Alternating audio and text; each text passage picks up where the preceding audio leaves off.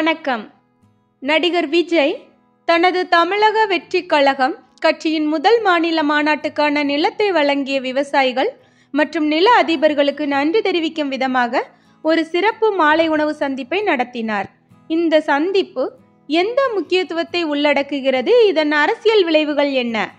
விஜய் தமிழ் சினிமாவின் ஸ்டார் மற்றும் டிவிகே கட்சியின் தலைவர். தனது கட்சி மாநில மாநாட்டிற்கான நிலத்தை வழங்கிய விவசாயிகளுக்கு நன்றி தெரிவித்தார். அக்டோபர் 27 விக்கிரவாண்டி விழுப்புரம் மாவட்டத்தில் நடைபெற்ற இந்த மாநாட்டில் 170 ஏக்கர் நிலம் பயன்படுத்தப்பட்டது.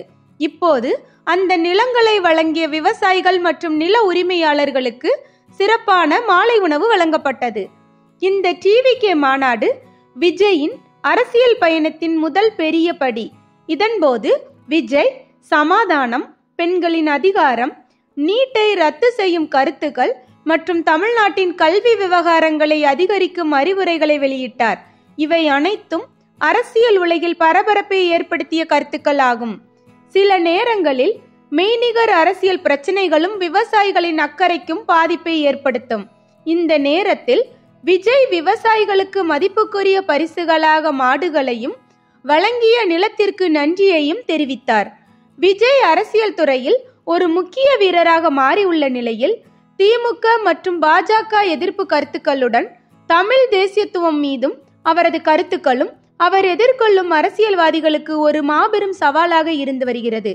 திமுகவும் பாஜகவும் விஜயின் கட்சி பயணத்திற்கு எதிராக களம் கொடுக்கின்றன.